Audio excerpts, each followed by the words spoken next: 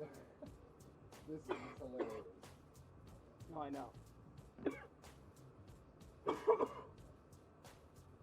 Cough all over the mixer. Classic.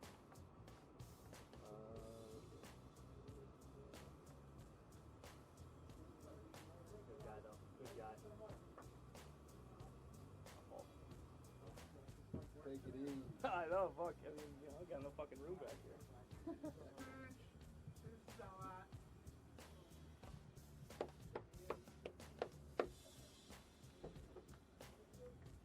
No, we can't. Never mind. What?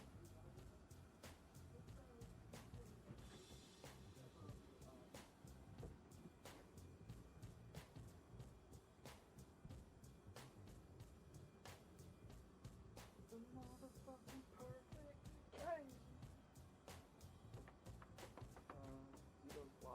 Zito, is that loud still over there? Yeah. I'll just keep that thing muted.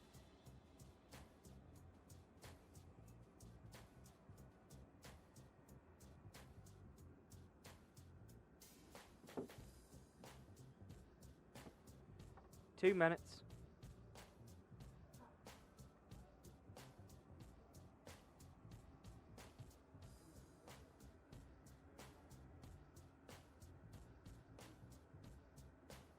During this break?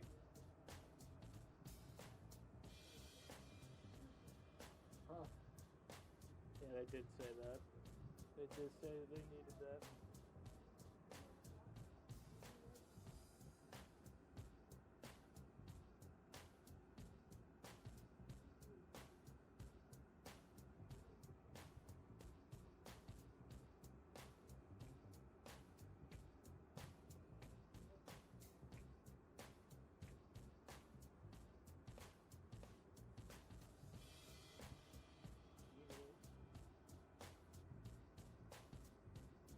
Yeah. Like yours.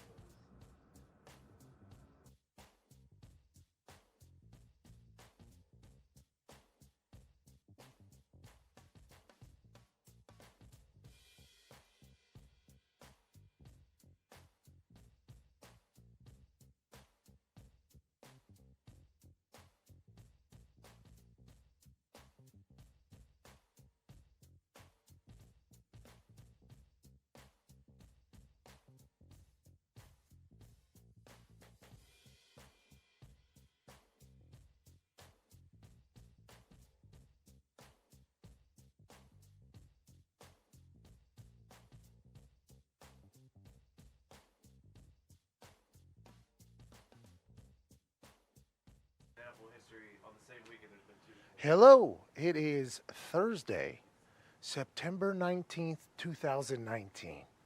You just heard a little pre-show prep there from Anthony DeGilio, trying to figure out these incredible stats and analytics on this weekend's spreads from our friends at FanDuel. The NFL spreads are massive in a couple games. Parity in the NFL has always been something that's been paramount and talked about on a regular basis. It's any given Sunday. But this upcoming Sunday, it appears as if everybody on earth knows that ain't no shot for the Jets and ain't no shot for the Dolphins. We'll talk about that. We'll also answer some questions from the Twitter using hashtag Pat McAfee Show Live. Get involved in the show. We want you on the program. We'll talk about that. There's a couple football games on this evening. Thursday Night Football on ESPN. University of Houston Cougs have traveled to New Orleans to take on the Tulane Green Wave. Also another football game on tonight. The Titans traveled down to Jacksonville to take on the Jaguars, and the Jaguars might be the home of Thursday Night Football for the NFL, by the way. I played in no less than 45 games down there on Thursday nights. That place is going to be rocking potentially in Shad Khan's pool paradise. Let me tell you why I think the Jaguars are going to win tonight. Love that. Pretty mightily, by the way. Hot take taker. I'm going to give them all damn day. Let's have a good day here today. Throwback Thursday. We'll tell some stories. We want to hear from you, maybe a guest or two. We have no idea how it's going to go, but it's going to go splendid thanks to you listening. Foxy, play some Chase Rise. It's the perfect occasion for a little vacation from the heart of the nation. Not your medication, 2 hours of magic. Let's give it a go. Ladies and gents, it's the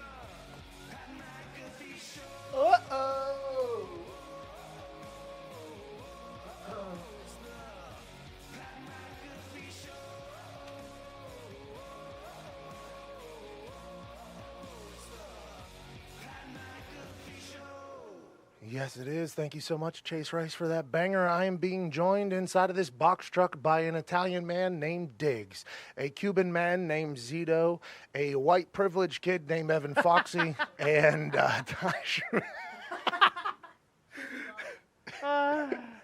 You didn't deserve that, Foxy. You're a hard worker. Good kid. Great beard. Tight fade. I had to chug some emergency this morning. Yeah, you sound a little stuffy. That's what I'm saying. I don't know what's happening. I thought my immune system was a real G, you know. I ended up potentially in a canal one night. I came out the other side of it, didn't even have a cough. I always had a good faith in my immune system. Now we've been traveling to 45 different states here in about the last 6 days, and all of a sudden this thing's tapping out. I know where it came from. I have never once been to New York City and not come home and been sick. You do pick up that New York City, like fog. I mean, I love the city. The energy's great. The buildings are great. But there is just trash disease floating around that area. And if you're not used to it. You know what my problem is, too? I'm not scared to walk over those grates. You know, those ones that are coming straight up from the sewer? That's just rat stuff being blown in your face. Well, the thing I think when I walk over it is, this thing falls, my family's rich forever. You know what I mean? I'm not scared to set myself up to potentially die or be paralyzed so my family can get paid forever. You see everybody in New York, I think New Yorkers, they all beeline away from those graded things. They will run into each other. They will fight each other to not have to step on those things. Me, I'm skipping on them. I'm like, let's go. And I think what has happened is, since I have such a big sniffer, when I'm on top of that thing, they're just shooting absolute crap right into my brain. And I think that's what I'm currently dealing with Everything right now. New York has to offer. Just right in my your face. brain. I mean, maybe just a SARS mask. Next time we go there, I might have to do it myself. I actually have a little bit of It's New a York. tickle in my throat, too. But SARS mask. What is it? And everybody had the same answer. They're like, oh, you need emergency. You need emergency. I chugged that this morning. If they can make that not taste like ass, I'd appreciate it. There's one flavor that's okay, and then the rest are just. Oh, it's also the texture. It has like a little fizz to it, and chugging it almost immediately comes back up. It's like, listen, we know what you're doing. I know what you're here for. If the scientists that could create this thing and inject it with 7,000 the percentage of what you need of vitamin C in a day, could they not just make it taste halfway decent? That'd be very nice for them to do. Get back in the lab, boys and girls. I'm also not so sure it even works. I think it might be kind of a placebo effect. Like, you take it and it's like, oh, okay, I know I'm going to be better in a couple hours. I don't know if it actually helps I don't you think at it all. hurts. I don't think it hurts. But us, like when we go to New York City, it's kind of like when the Pilgrims came over and gave the Native Americans all those diseases. It's kind of like what happens with us when we go to New York City. Jeez, I don't even know if we're allowed to talk about that. I used all the right words. You did, didn't you? Yeah. Native Americans? Pilgrims. I didn't use the bad pilgrim word. What's that? White people.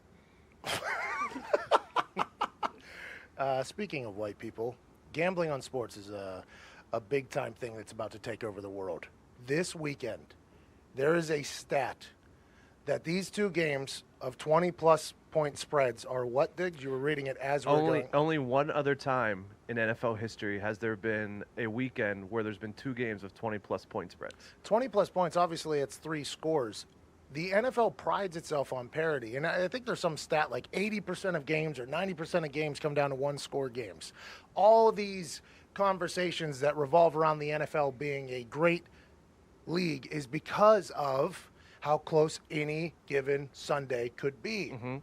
The Dolphins are taking on a team that is not good at football. The Jets are on their 5th quarterback. The Jets' head coach have no idea what's going on. Lev Bell I guess he was not happy after the game for good reason. He said both he and the Steelers are in a better position. I'd argue that's not accurate. I'd argue that is not accurate. The Browns drummed the Jets on Monday Night Football, and the Jets, by the way, have no identity. They try to run the ball with Le'Veon Bell, he gets nothing. They try to screen the ball to Le'Veon Bell, he gets nothing. Is Le'Veon Bell making business decisions and not risking it all? No risk it, no biscuit with the way he plays football? Is he not hanging on as long as he used to because he knows that there's nothing on the line anymore? I don't know. That's a question to be had. And would you blame Le'Veon Bell if that was the case? Who knows? One, as a Pittsburgh fan, I'll admit it, I miss Le'Veon Bell. I don't miss the other guy. I miss Le'Veon Bell. Is that strictly because of how it's all going down? Probably a little bit. But to that point of him not risking the biscuits, they were down 23-3, end of the 3rd quarter, maybe beginning of the 4th, and like you could tell there was no chance. They threw him a screen pass to the left. He made like 18 people miss and went all the way across the field, probably picked up 11, 12 yards. And that showed me like that Le'Veon is going to play hard the entire game. It doesn't seem like he's going to give up. Well, good for Le'Veon, but this upcoming weekend, I think the Yeah. Patriots cover with no problem at all. I think what they are on a mission to do this year is just bury people. Tom Brady just opened a TB12, whatchamacallit, Performance center.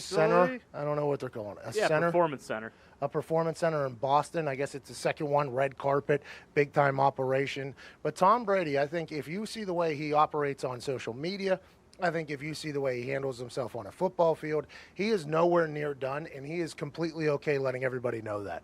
That's why I think they potentially score 100 points this weekend. So the 11 times the spread's been 20 plus in the history of the NFL. 2 and 9 are the favorites covering, but I think you'd have to be an idiot to take either the Jets or the Dolphins. Oh, It's just very risky. Let's move to the Dolphins. Dak Prescott's still trying to get a massive contract. We already know. We've talked about this yesterday. We've talked about this before. Jerry Jones is waiting to negotiate with Dak Prescott until he has a bad game. Yeah. The contract talks have been delayed because no crap.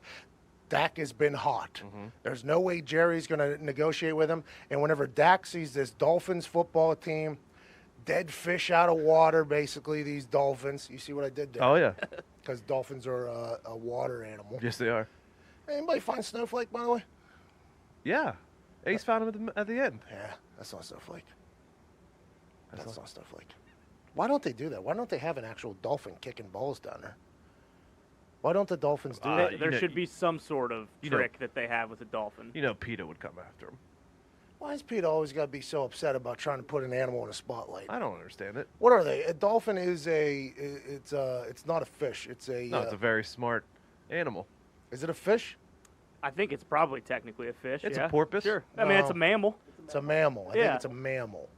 How come PETA is upset about a professional franchise putting over a mammal like that? Why would PETA get mad? I guess You they would get think mad they'd about want him. You think yeah, they'd want the mammal yeah, in the spotlight. yeah. Get a little shine. I watched that Blackfish movie. Oh, yikes. Turned me against everything. Yeah. Indianapolis Zoo and I had a great relationship. I watched that Blackfish and I was like, listen, Indianapolis Zoo, you need to stop giving a life sentence to all these animals. I was upset with them. And then I started like doing some research.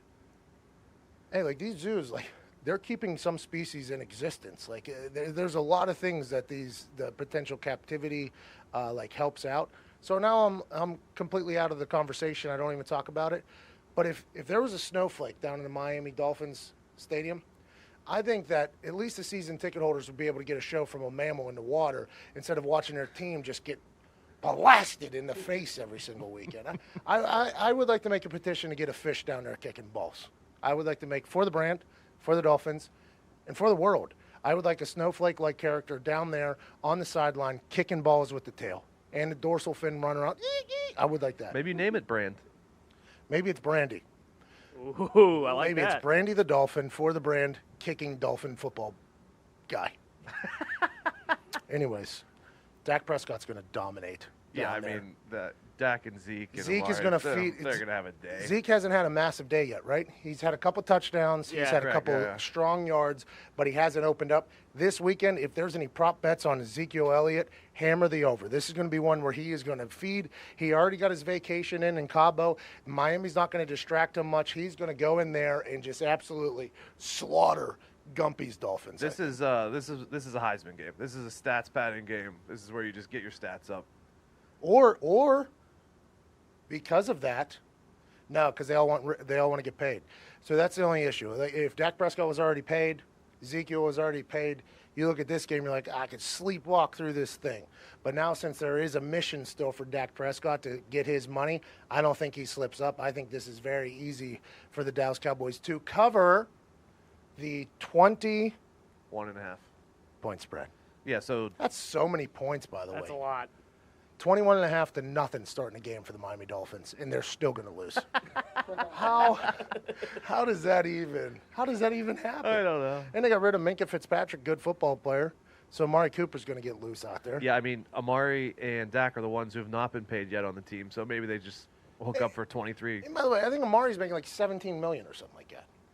Yeah, I mean, he did have some money coming over from the Raiders. He's doing just fine. Yeah, people are saying he's not getting paid. They're like, well, Amari's kind of relaxed with contract talks. And I'm like, well, how much he's making? They're like $17 million. I'm like, what? What do you mean he hasn't gotten paid? Is that not getting paid? I mean, in comparison to what punters make, that's like a 7-year. That's like a 7-year run there. Well, I think it's because it's coming up soon. I'm talking straight out of my butt right now, but hey, way to really filter that. We're professionals. I walked into a game one time where I think the spread was large, and going in, I knew we were going to get slaughtered.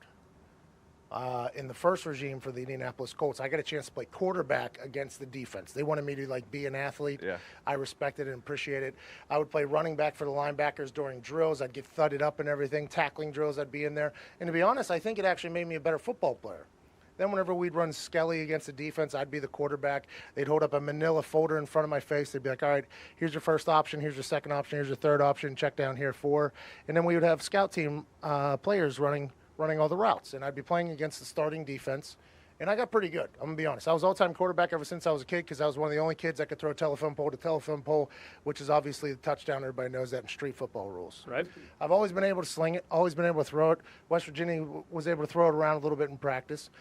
But when I got to the NFL, I was like, oh, now we're with the big boys. Am I going to be able to handle it up here? Yes, it's practice. Yes, it's Skelly. But I want to give a good look for these boys so we have a chance. Everybody knows in that 2-14 year, whenever we were putrid at football, and who knows, attempting to win or not, players definitely were, I got a chance to play quarterback, and we had a chance to play the New Orleans Saints down in New Orleans primetime television. I believe it was October 23rd, 2011. It is. I have the game pulled up. So that week in practice, I was running the scout team quarterback against our Skelly defense, which is just the linebackers in secondary, no D-line, no offensive line. So I could sit back there all day, no worries, no hurries, no worries. About Monday, they instituted it. Wednesday was first practice. And the Saints had this play where all I had to do was look to the left, and then the seam was wide open. And Wednesday, Thursday, and Friday, we ran these practices. And I might have thrown, and this is no understatement, I might have thrown for 4,000 yards. Going into that game against the New Orleans Saints, they had Drew Brees, Jimmy Graham. That was back whenever they were humming. I knew there was a chance we were going to lose by no less than 75 points. And going onto the plane, I was even talking to Vinatieri. I was like, bro, did you see what I did during practice? Did you see what I was able to do against this defense? We ran a Tampa 2, so the seams are just wide open. Mm-hmm. And they just so happened to have the seam on lockdown that year. I told Vinny when we got on the plane, I'm like, Vinny, this is not good. We all saw what I did. Let's assume that Drew Brees, who played quarterback in high school, college, and in the NFL, is going to do a little bit better than me. Let's assume that my success is nothing in comparison to what Drew Brees will be able to do. Lo and behold, we lost 62-7. 62-7. 21-0 after the first quarter. 62-7. And that was the only time in my life I walked into a game where I was just like, well, we're about to get blown out. This is game, set, match. I wonder if the Dolphins are starting to feel that way. I wonder if there's anybody on the Dolphins team that's just like, oh, gee. There's a quarterback that wants to get rich. He hasn't really been paid yet. And now he's got to play against us where everybody knows we stink. We just got rid of our best DB. They got Amari Cooper out there who's rich but not that wealthy yet. And Zeke hasn't had a big game. We are screwed. I wonder if there's anybody going in the game like that. Because we talked to Joe Thomas, who played for the Browns forever, losing season after losing season. He said every year going into the season, he thought they were going to win a Super Bowl. He said you just find a way inside of you to buy in to think you're going to win. That Saints game was the first time I was ever like, well, we're about to get stuffed by the Saints. And we did. And I'll say this about the Superdome. They enjoyed it. I mean, that was a raucous atmosphere. It was loud. It was exciting. And I wonder if the Jets or Dolphins or any players like that are starting to feel that way. Because that's a terrible feeling to have going into a game, by the way. Especially as a punter. I mean, every game I went into, I knew I wasn't going to win it, or I could lose it, but I knew I wasn't going to win it. If we were down by a bunch, there was nothing I could do. But that game in particular, I was like, nothing I do matters, man. We all saw what I did on Wednesday, Thursday, this defense. Drew went 32 of 35 Yeah. for 325 and 5 touchdowns. That's what I'm saying. Now, I might have had the same numbers on Thursday. We're going to get to some Twitter questions on the other side of the break. Not a bad start here. on this Thursday, September 19th. Coming to you live from New Orleans. The University of Houston Cougars, by the way. That's a little difficult because the OU is in both words. Houston Cougars. Houston Cougars. I'm doing my opening from the field tonight. I can't wait to hear about that. From the field. 98 degrees down there. I'm just going to be sweating my balls off. Should be a good time tonight, though. Can't wait for that on ESPN, 8 p.m.? 8 p.m. Eastern. 8 p.m. Eastern time. It's going to be a blast. Thanks for the hospitality, by the way, both Houston Cougars and the Tulane Green Wave. Should be a fun night tonight. Let's get to some questions on the other side of the break. I got to go to the bathroom since I can't say take a. You're listening to the Pat McAfee Show.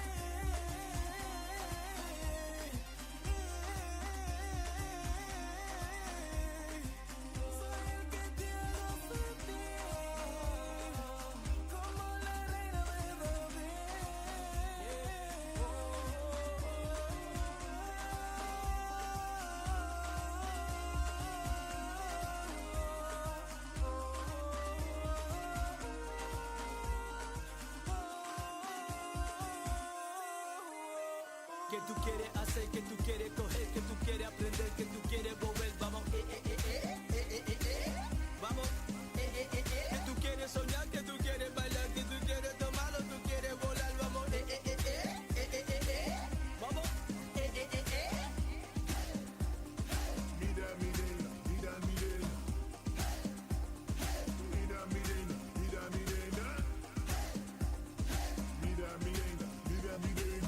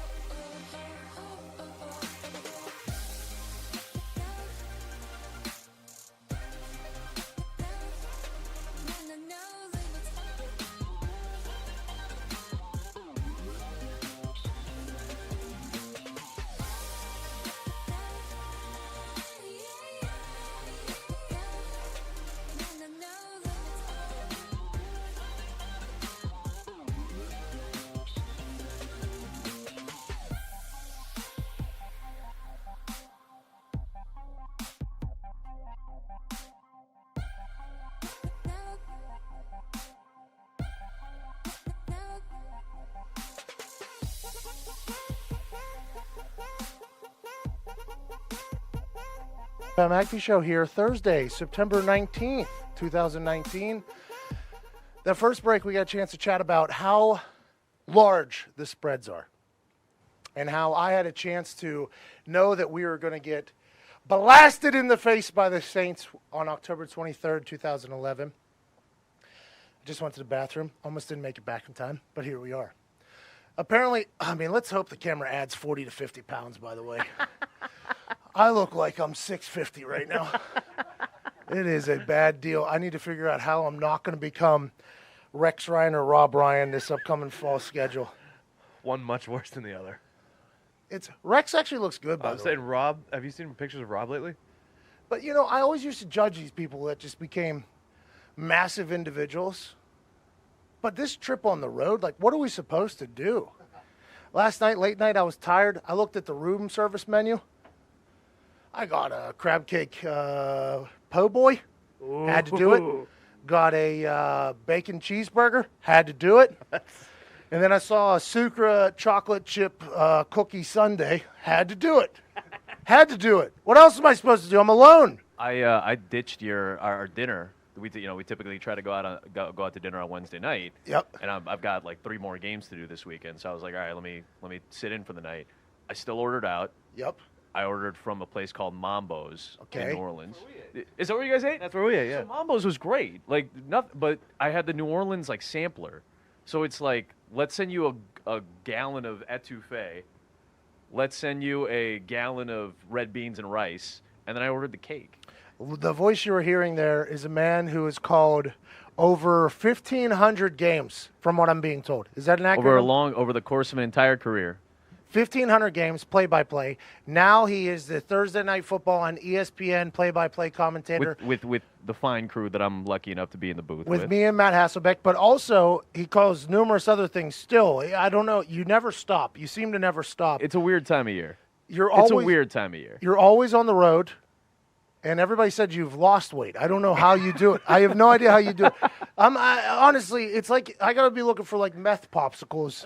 I have no idea. If you feel I'm a little jittery pregame, I think that's you're the only one that can really see it. Everybody else I've hit it from, but you kind of figured it out very quickly. Adam, Meth pops presented by. When you're calling games as a play-by-play, Yes, sir. which by the way, everybody said before I got the gig, before I met you, hey, Adam, the next big play-by-play guy. This Okay. guy's the next big play-by-play guy. Nobody knows what the limit is for Adam Amin because he's the next big guy. I was like, all right, can't And then wait you to- saw me, and you're like, "This is not what I was expecting you to look like." They at said all. big. They didn't say tall. You're a short little fella, but it is. You have- sound like a 6'3" white guy. You don't look like a 6'3" white guy. But when you're calling games, what are you trying to do? You're just trying to deliver a game that people at home Yeah. can remain interested in. Trying to inform, Okay. trying to entertain, 'Kay. which I think so far so good with all of us. I think we've done an okay job. I'm not trying to pat myself on the back or lead people No, go ahead astray and do it, with their bro. opinions of us. I'm proud of what we've done so far. I think so, And too. I think my job is here's the general line that I give people. My job is the who and the what. Your and Matt's job is the how and the why. Great. And those lines all blur at various points of the broadcast. But in general, I think that's what our jobs are. Well, the great news there is I don't have a clue who any of these kids are, and that is going to be a real challenge for me. Last week, I said the kid's number. I said the wrong name a couple times, and we just kind of rolled with it because the refs made the biggest mistake of the night, so I didn't even look bad at all. The refs looked bad. But And it is. I think what people don't realize is just, it's 4 hours of unscripted, orchestrated chaos. Yep. We can orchestrate the break, coming out of a break, what are we going to do? Going to break, what are we going to do? Oh, we got this story between punts and the next series. We can orchestrate that a little bit, but we don't know what's going to happen, so we can't dictate exactly how we're going to call the game or what's going to happen. So I think of it as a wild symphony of sorts. That's the really highbrow way to look at it. If we really want to look at it like that, We are the maestros of this really There it is. weird symphony. I've How does that sound? I've questioned the purpose of maestros for a long time. Yes, you have. And that's because I've never been around anybody with. I any- said that word, and everybody, like, all your guys' eyes just went back there. They're like, Oh yeah, because That's a big maestro guy. I'm a big maestro guy. Because that guy just dabs on hoes. I mean, he literally just has a good time. he seems like a hoe dabber. Yeah, he does seem like he does seem or like a she- little bit of a hoe dabber. Or she are just having a good time up there. They're just dancing with the music. I've always thought like I could do that. I have zero musical ability, but that guy up in the front, that girl up in the front, I could pull that off. And they're always like, "That's the most talented person in the entire thing." I'm like, "What? Whatever you Says say. who? What are you talking about?" And it turns out more often than not, that's fairly accurate. I guess, yeah, Like, I've actually had maestros come up to me and say that they've heard my slander and they do not appreciate it. So, like, the maestro things is a very touchy subject with our group here because it's gotten me into some trouble in those highbrow communities. Now, granted, they're not really tuning into this show to begin with, but But if they're flipping through on their way to 88.7, the jazz station or whatever it is. yeah, we're and probably they- very close to And that. then all of a sudden you flip on the show and you're like, A maestro ain't worth a damn. well, no, this man has me a little intrigued. I don't know what accent that was. That was terrible. No, but that like, wasn't bad. It I wasn't was bad at trying all. to be. I was trying to class it up. We actually really pretty didn't have good, to. Don't do extra, Adam. Don't do more than you need to. This is your buddy's show. Is Don't. this a little self-analysis I'm here? trying to. I'm like trying to give myself a pep talk. Hey, I want to say this. Adam, something went wrong right before halftime last week. I saw a little fire out of the kid. Adam, I mean, was not happy with whatever was happening. And I saw, like, it's when a quarterback, like when the quarterback of a team sees something happen and they have to go, like, right up to the top and say, hey, this can't happen anymore. I went a little Rogers on LaFleur, a little bit. Yeah, I went a little bit. I'm not saying I was all out. I'm saying I went a little Rogers on our Matt LaFleur. Hey, let's not say Rodgers would ever do that to Matt LaFleur. By the way, we don't paint that we don't paint that image around here. Aaron Rodgers loves Matt LaFleur, from what I'm being told. He does, and if LaFleur needed it, then Rodgers is probably the guy to get it to him. It was a little bit of a spicy conversation before half last week, but when you're up 21-0 and then you don't score another point, there's probably could be some spicy conversations. Well, we were up 21-0, I think, going into half. We Actually, called yeah, it- you're absolutely called right, it we a were. flawless first half. Not only the players on the field, but also us broadcasting. And Adam had to let somebody have it because these are things that you don't know about broadcasting. I have no idea what's happening most of the time. Can't look at the screens because it's a little bit of a delay operation, so I'm just looking at the field. And then all of a sudden, voices will just pop in my head, and I have no idea who they are. And they're not necessarily on the air, but they're trying to do other stuff in the background. Like, as the maestro knows, Yes. sometimes he's got to interject with something from the studio, or maybe like Molly's taping an interview or something like Yes. that, and suddenly the sound filter's in. And it's like if you're sitting at home and you're wearing headphones, try to talk to somebody while you're listening to something and trying to focus on it. It's not an easy thing to do, and that's one thing that broadcasters, and Pat has figured this out very quickly. You have to condition yourself very fast. You guys all understand that because you're in it now. No, we don't. Because I'm like a dog on the front yard. If something goes by, I'm barking at it. So anytime I hear another voice in my head, I'm like, I have to acknowledge that. If people just heard it happen. So Molly was doing an interview with a coach before going into half, and we were going to air it after our throw to the break, I guess. Yep. And Molly's full interview was happening in my ear while we were talking. So I thought at home people were watching just a complete cluster. Like they're just hear us talking. they People, hear- and you don't want to look bad because you're making a good point going to halftime, and then all of a sudden Molly's talking, so you're going to be, well, Pat's like, I don't want to. Now I feel like an idiot. I'm one of the rookies here, and now I'm the guy who's talking over somebody else Exactly. for no reason. And now you were under the impression that you had done something wrong. You clearly had done nothing wrong, but I go, all right, Molly. I said that in the middle of the conversation. Not a bad I think he first said half. shout out. I think he said shout out. Yeah, I was like, they're like, big blowout here in the first half. Wake I Forest. thought that was. Can I use a word here? Yeah. I thought that was adorable. Oh, That see, was kind of adorable, shout actually. out Molly. The best is All when right. Pat goes, can people hear this? I'm new to the game. I got rejected from broadcast boot camp 3 times. Like Yep. the NFL one that they do. Yeah, they let everybody in there. They let people that can't talk. They let people with rocks for brains in there. You could be on a practice squad for 6 years, never see the field during the regular season. Hey, come on in. Yeah, We you get need in. you guys. I've been rejected 3 times. The first time they said, send us a reel of your stuff. So I sent him my hour-and-a-half stand-up comedy. I sent him my stand-up. They were like, not this year, maybe next year. So then the next year I'd done some more local work. I cut it up myself on like iMovie on my Mac, Sure. sent it in, no response. And then just this last year, they said, we're going to reach out to you to get you in there. No response. So I've been rejected literally 3 times from the broadcast boot camp. Same one, by the way, Jason Witten went to, Booger McFarland, and basically any other commentator from the NFL that you've ever seen on TV. If you're new, like if you're a new NFL commentator, like in the last 5 years, you've been to that broadcast. Everybody.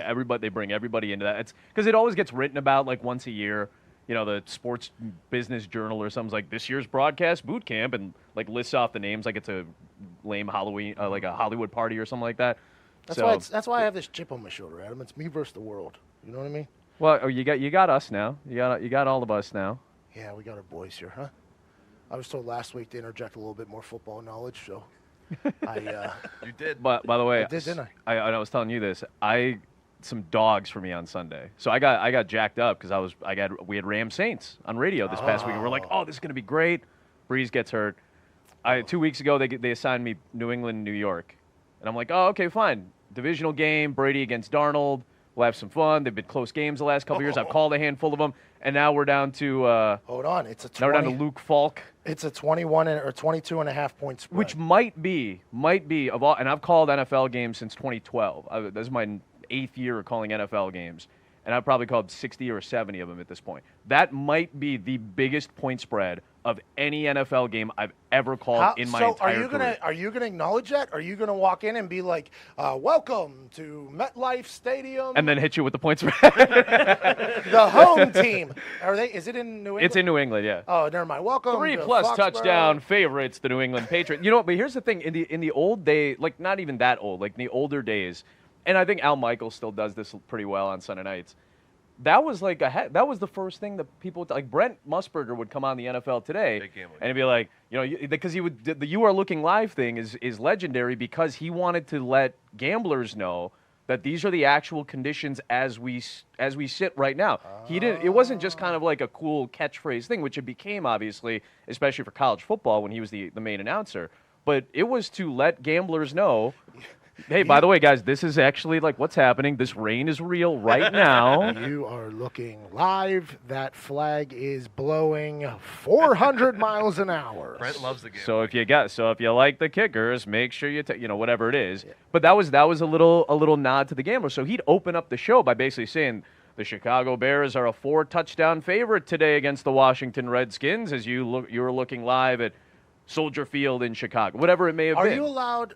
Is there any thought at all? Because I don't even enjoy saying it. Like you just said, they're Washington Redskins, and just it flowed right out of your mouth. Was there any time in your life where you were like, "I'm not allowed to say the name of a team"? No one's ever said that to me. And my basic philosophy is, listen, do I love the name? No, but it's their name. And, so there's nothing you can do. And as soon as you tell me, hey, we're not calling them the Washington Redskins anymore, done. You won't ever hear the word out of my mouth. There's literally ever again. nothing you can do about it. We're conduits, man. Like you tell me what the kid's name is, I'm gonna pronounce the kid's name that way. You tell me what the team name is, what the team colors are. It's kind of our job just to be a conduit for whoever's watching or listening. Well, we won't make you talk about the Patriots-Jets 22.5 spread. Like we can talk about the Dodgers and Rockies that I have to do tomorrow, where the Dodgers are 40 games over and the Colorado Rockies are like 30 games under. You're calling a Dodgers-Rockies game? That's my game tomorrow, yeah. In Colorado? In L.A. So you're going straight from here? Straight from here so I'll wake up so here's you'll like this, our schedule in the next 2 weeks, or mine at least. This week we're obviously in New Orleans. Yep. Friday morning, I fly to Los Angeles. I'll do Dodgers-Rockies with Rick Sutcliffe and Jess Mendoza tomorrow night. I have on no ESPN. idea who they are. It's all good. I assume they're big-time baseball people. I guess they're big-time baseball people. Hey, good for you, man. And then Saturday morning, L.A. to Boston, fly across country. Sunday afternoon, we got the Jets-Patriots game. Next week, we're going to have a good time. We're in Memphis next week. Walking in Memphis! I think we're just going to have to blast that as soon as we walk in. Well, we're not allowed. Oh, that's right, because we can't, quote-unquote, clear it. Well, I don't even know if I'm allowed to do what I just did. Oh, do you have to pay a royalty to whatever the guy's name, Peter, whatever? Our Westwood One radio stations. Well, you guys go to how many? I mean, you guys have a heck of a network that you're being distributed to. Yeah. That's a fact. Very impressive. Yeah, so many people. I mean, just a slew of humans. Just International. And streaming globally. Yeah, we're globally So syndicated. yeah, you might have to hit a little royalties if we Well, if we go the wrong direction. Especially here. if I sound, which most of the time I do when I sing, I sound exactly like the song. You know what I mean? It's We're hard to- gonna end up karaokeing one night, I think. Just as like a group bonding activity or a group. Hey, we really need to get out of this meeting. Let's go karaoke. When I type say thing. this, I mean this. When I karaoke, Oh yeah. the crowd rises. All I ask is that you give it the intended energy that it was. Have you meant ever for. heard my choice of song that I do? It's energized. What's your go-to? Ricky Martin, Cup of Life. Oh. Yeah, it's so good. You just give it a little bit of energy there. And you do go a little, you a little bit of you hips, do a little double a gun, little bit of. and then you're Is just that the waiting. double guns? Yeah, you're just waiting to get to the here we go, and then the crowd's like, Ole, ole, ole. Yeah, yeah. Oh, now we owe It's Ricky like- Martin a lot of money. I'm sorry. Yeah, Ricky Martin will realize come we- for No, that, that too. was just a soccer chant. Okay, yeah, that's right. Yeah, soccer He ripped. chant. Yeah, you know what? He doesn't get the money. He ripped off the soccer chant. That's not fair at all. Let's not attack Ricky Martin after we just potentially stole from him. I have a couple of. You have to go with a crowd favorite. Go with a crowd pleaser. Something that everybody can get involved in. That's always good. What do you go with? I'm a big. I like Juicy by Notorious B.I.G. Oh, you're rapping. Well, I mean that's one. That's probably the go-to rap song. See, Zito again, was- Chicago, Zito my was already- Chicago boy likes it. I'm a Zito fellow just Chicagoan gave likes a big it. fist Matt bump. Hasselbeck called him Vito yesterday, and I could have been my favorite moment of all time. I think Goodfellas came out this date in 1990. By the way, I mean if we're going just because you said Vito, and all of a sudden I thought about Goodfellas. Hey, happy birthday to Goodfellas. Great movie. Hey. That's worthy of a play. It's also That's worthy of applause. National Talk Like a Pirate Day. Zito, please. We can hear you. You He can just just talk. dropped his microphone. Did he drop his mic? Good. Matey. Hey, can you mute his mic? We could hear it when it was laying on the desk too. Zito, not a bad pirate. he said it, and then the look on his face for approval. Oh, was- yeah. was the That's best. That's I every was like, time yeah. Zito speaks, yeah. Because, I mean, Zito. He had this look on his face where it's like, please approve of what I just did. Speaking of approval, Jalen Ramsey. This is why I think tonight there's another football game on tonight. There is. This evening's football by the NFL Network. TEF on NFL Network. Gonna get sued for that one too. Nah, you're fine. Ricky Martin, Elvis. No, Walking in Memphis. Who's that?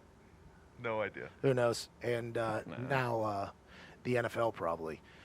I think Jalen Ramsey, instead of the complete opposite where he's going to quit on the team, I think he's going to do the complete opposite. I think he's going to ball out He's an elevator. in an Elevates the game. attempt to like basically look at a camera at one point and say, "Please come get me," like Yeah. to some team. Like I think it's going to be like that. Now, granted, Doug Marrone has come out and said that the two have settled the difference, which, by the way, also bodes well for the Jacksonville Jaguars tonight. If they are still looking to move Jalen and Jalen's still looking to get out of there, look for him to have a big night on primetime television here against Mariota, who could potentially throw one up to him a couple times. And I think the Jacksonville Jaguars tonight come out of here with a pretty big win in the division, personally. That's the shark in you. You looked at the line. You saw that it's only a 1-point spread, and everyone saw the Titans blow out Cleveland, and then lose a close game to the Colts, who everyone thinks are still good. So everyone's high Easy. on Tennessee. What is that? Yeah, shot across the No, back. no, Just it a wasn't. quick. It wasn't. You did. I'm not saying that you were intending for it to be, but it you- sounded like a little bit of And a then jab, everyone that's thinks all. Jacksonville is still Jacksonville, so they want you to be like, oh, the Titans are going to win by one easily. And then the Jags sneak one out. The Caesars company rakes in $4.85 billion a year. They ain't stupid. Let's assume that the people over in that Sin City over there in the desert, where I can't go anymore. I'm 32 years old. I said 31 yesterday. And the reason why I got my own age wrong is probably because of a trip to Vegas in the past. I can't go out there anymore. I just can't do You're it. wondering what the residual impact is. It's 6 years later when he forgets how old he is. Yes. That's what happens when you go to Vegas. People don't think about that. You think about the Some people don't come back from that. You think about the 2-week hangover. You don't think about the 6 years down whenever you forget how old you are, whenever you're on that international radio. That's Vegas You and I, CTE. you and I are the same age, and I'm done. Yeah. I'm not going back. No I'm not way. going back for anything other than hey, you got a work trip. Like I went in March for I'm a not game. going. Stayed in my hotel room the entire time, other than to go do the game. Didn't How- step foot. you I can't do go. it. I can't do it. because you're sitting in your hotel room and you know in the basement there's an opportunity to go win $1 billion. And then once you get down there, you lose, and then they start pumping you with drinks and oxygen. And then all of a sudden there's so many opportunities to go do whatever you want to do, especially if you're a grossly overpaid kicker of balls. It's just a place I can't go to anymore. I can't come back from this. It's literally an answer to, like, something terrible happens, like the worst thing ever. Like, oh, yeah, blah, blah, blah, his mom is in a coma. And it's literally used... Vegas, like it's literally Vegas. Yeah. You've seen The Hangover? He brings that like perfect car back in awful condition. Just pats him on the shoulder. Vegas. It's That's an it. That's the excuse. excuse. Hey, Aunt Dawn is in a coma. Vegas. Well, it's exactly how Aunt Dawn would have wanted to go. Frankly, it's exactly how she would have Was she wanted to on a knock out. heater? No. That's tough. You know, It's before real, it happened, though. she won Aunt Dawn is on a 27 cold grand. streak. But that city out there, they're doing something right because there's numerous humans making a lot of money over Oh, there. yeah. And it's normally not the people from Indianapolis, Indiana that are going there making the money. So if Vegas wants me to bet on something, there's a reason. And once you start diving deeper into the personalities of it all, I think, honestly, the Jacksonville Jaguars get a win tonight. So you don't even have to watch the game. You can watch Thursday Night Football on ESPN with play-by-play commentator, the little man wearing the tank top on the casting couch, Adam Amin. And That's a good setup for the rest of my career, or the following career that I'm going to deal with after I get fired from Oh. this job. Adam, you do have the look. I mean, Gardner Minshew, also quarterback tonight. He's $1 million bucks on his en route to him. We got him, by the way, next week. I got Jaguars and Broncos the week after, so I'm going to get to see the mustache in person again. He is a stellar individual. I hope he's good so bad. You need to show up in that outfit, the outfit that he came off the plane with like the deep V and the red. Like you would kill that on a night. was On one a- of these games, let's do that. It was a double A W, V. a deep W. Adam, you sticking around or you leaving? I'll stick around. I got nothing going on. It's very nice of you. Somebody should learn the kids' names for tonight, though. Just want to let you know that, because I don't. We'll get to Twitter questions on I the got other you, buddy. side from our friend Vito. Happy birthday to Goodfellas. You're listening to the Pat McAfee Show.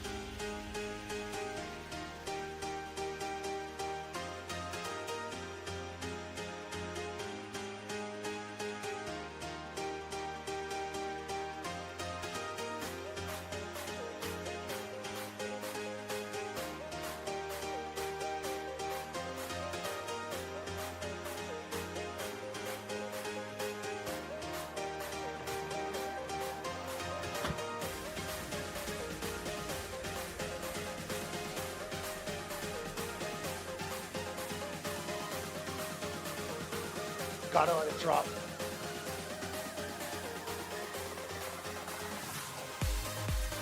Had to do it. Welcome back to the Pat McAfee Show here on Westwood One and globally on DAZN. We can't thank you enough for watching and listening to our madness. If you've gotten involved in the conversation and tweeted us using the hashtag Pat McAfee Show Live, let's go ahead and get to that right now with our friend Vito. Adam, the way this works, when we're in a studio that isn't on wheels, we normally have a couple phone lines. Wheelie studio, yeah. Yeah. We get a chance to take calls, get a chance to talk to the people, have a good time. We actually blew out the Westwood One's phone system the first 4 days we used it from too many calls. Too many calls. People want to talk to you, admittedly. We work too hard. We try too much. We care too deep. And we took too many calls. Those are our Tell weaknesses. your weaknesses are your strengths, those are our really. Yeah. No, that's my weakness. My biggest strength really is the weakness that is my greatest strength. You're like Michael Scott in an interview right now. All I right, love so it. I've never had to actually go through an interview in this business. Oh, yeah. I always just get signed. Have you had to sit down with like execs and like? Not for here. I swear, it's so weird, isn't it? This is a completely crazy kind of this is a show business adjacent business. I think of it as. There's no way I know what that means. It's I mean, not there's like no way. I don't send in a resume. I got hired at ESPN through an intermediary, so it's like an agent essentially. Gotcha. But I never met with an executive. They're like, yeah, we'll use them, and I got hired. Hey, pretty good move. Now other jobs I've had to sit down would meet with people, and they're like, yeah, we just If want to you're make sure we want to make sure you're not a serial killer. If you were a kitchen appliance, what kitchen appliance would you be? I think I'm just gonna go with the egg beater. I don't think I'm gonna go with the egg beater. That's a utensil, I That's a think. utensil. No, I'm saying the thing with the Oh, The electric one. the thing that, not the whisk. I'm no, not the thinking not the We're whisk. talking about the Brrr, yeah, that thing. So I feel like I'm You make a lot of cookies, or? trying to set up the base. I'm trying to lay the foundation. Wow. Listen, What I an came up with that on answer. the I came up with that on the good. spot. I don't know if it was a good answer. Yeah, it was. Great answer. I'm hoping it's a good answer, but I came up with that just on You the know, spot. it doesn't matter what your answer is. It's your reasoning behind it that you can come up with on the spot. Because now you find out whether or not the person has got rock for brains, or if they're a stooge. Or a sellout. I'm the electrical outlet in the kitchen. I don't think that's an appliance. I don't think that is. But the answer is, major purpose served. Oh, yeah. my big thing is I think I'm the microwave. You know, because I'm a checkers player, not a chess player. I'm like here that. for the right now, and I'm gonna get it hot. I'm gonna get it hot. I like that. And who knows if I'm causing any radiation problems or not, but go ahead and just put some stuff inside of me and it'll come out better. Jeez, don't penetrate me. Zito, Strong euphemism moment right there. hashtag Pat McAfee Show Live. Get involved in the show. What do you got, Vito? All right, from Choke the Hippo. What's the weirdest ritual you have don't think we ever can say that. seen a kicker have? Okay, choke the hippo. I'm not sure if that's similar to the chicken that got choked, but happy for the guy. I would assume that's a man, by the way. I don't think that is. I don't think any woman would get on social media and say choke the hippo. That might be sexist to me to think the men are the only dumb ones on Twitter, but I think that's a dude.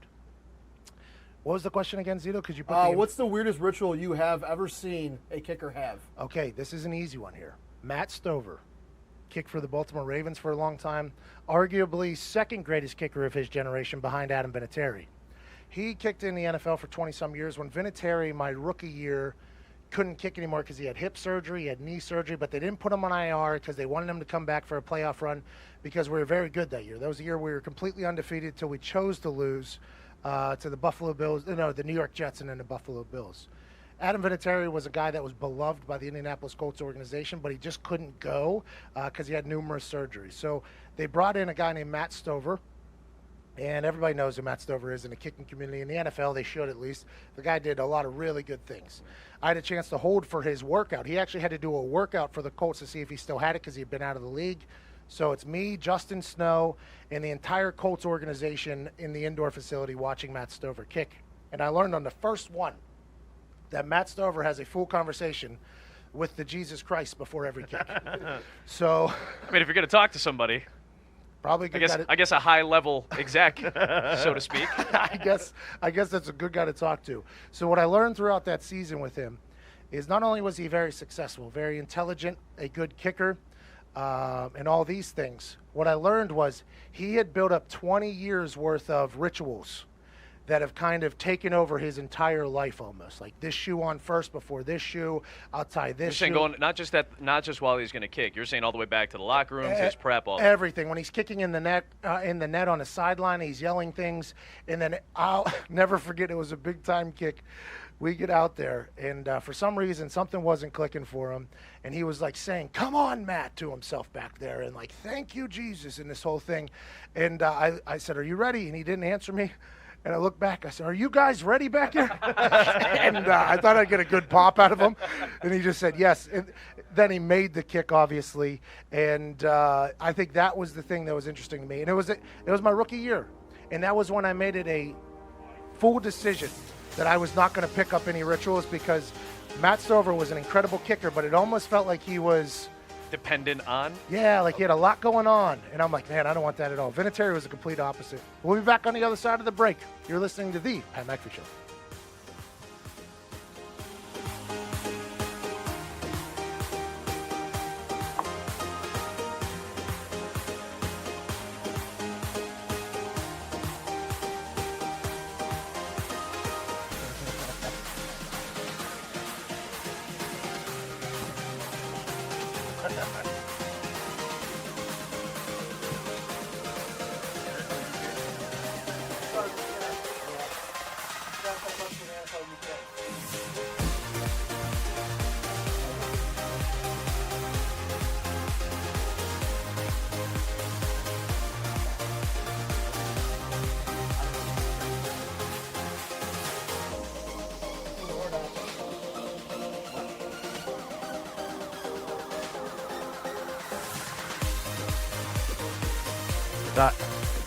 Ty. We're hot. I think we're hot, right? Hey, are we hot, Ty? Ty, we're live.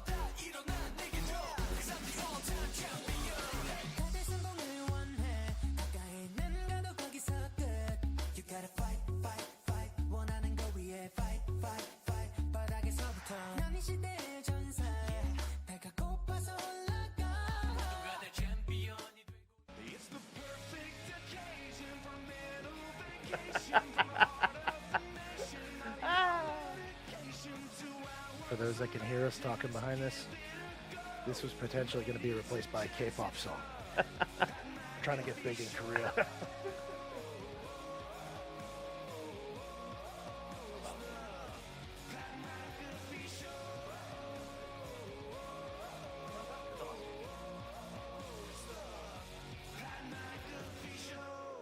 Thank you, Jace Rice. It is the Pat McAfee Show. You are listening maybe in Germany, maybe in Italy, maybe in Canada, or across the beautiful United States of America on 41 radio stations Heyo. through our friends at Westwood One. We are picking up stations daily. If you hate it, call your congressman. If you love it, tell another station to pick us up. We can't thank you enough. In the first hour, we talked about how terrible Vegas was, just as a city. We talked about why the Patriots and the Dallas Cowboys are going to cover. We talked about why the Jacksonville Jaguars are going to win on this evening's football game down in Jacksonville. We talked about, that's about it. That's about all we got to. Talked about Matt Stover a little bit. A lot living legend. of behind the scenes for in the booth stuff. And Adam Amin has joined us, a man who has play-by-played over 1,500 games in his tenure with the ESPN in the last 8 years. He is the play-by-play guy if you listen to Thursday Night Football on ESPN tonight alongside me and Matt Hasselbeck with Molly McGrath on the field. Should be a good one here. The Green Wave taking on the Houston Cougs. I just like saying Cougs. Are you going to say it tonight? Oh, we have to. I mean, it's part of their brand, so to speak. There's a lot of chatter online about how long it's going to take for me to go, Houston, we have a problem.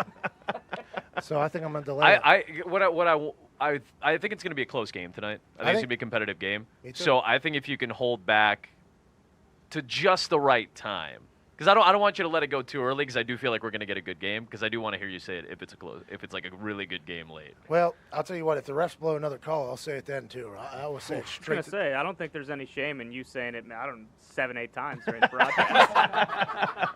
Yeah, no, listen. It's one way or the other, right? If you're gonna say it one time, let's do it in like the prime moment.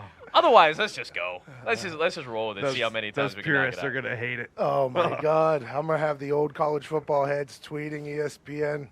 I don't know who the raspy voice smoking guy is in the booth.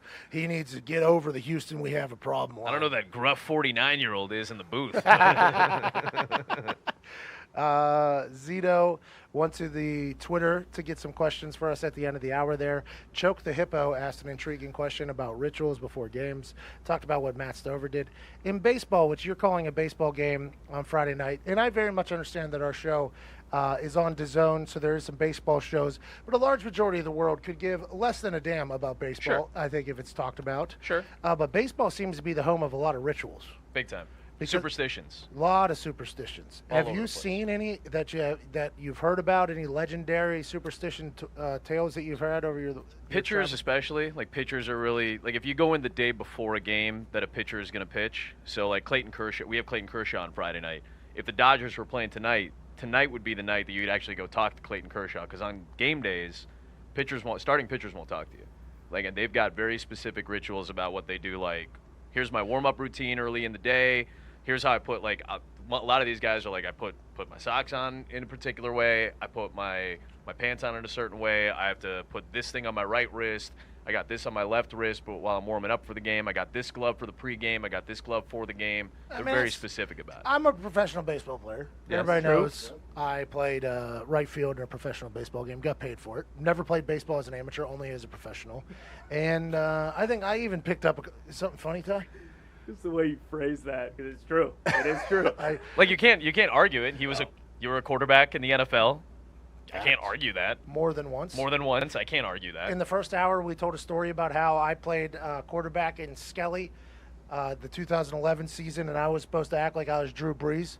So I got a little shorter, got a different helmet, and I threw for 3,000 yards the week we were playing against them. I knew we were going to get slaughtered. Turns out we did 62-7 down there in the Superdome. We lost, knew it going in there. Asked the question if the Miami Dolphins players or Jets players have let that even seep into their mind. There's no way they can let that happen, because you have to have the belief that you're going to win a game going into a game, or it could be potentially dangerous, I think, if you're not all in. But as a professional baseball player, when I was out there, I think what I picked up some superstitions too. every third at bat, I would break my thumb. And that Really traditional stuff that we're talking about. yeah, I figured that was the best way for me to become a really good baseball player, and I was so thankful that the pitcher threw a 91-mile-an-hour fastball a little bit inside and A little jam job. jam me out Had there. to muscle through it. Luckily, it was warm out. If it was cold, that thumb might have just fallen right off. Which, by the way, maybe pick that up as a superstition. Just lose a thumb. Drew Brees probably wishes that could have happened before Aaron Donald's hand just went in there. By the way, surgery for Drew Brees went perfect.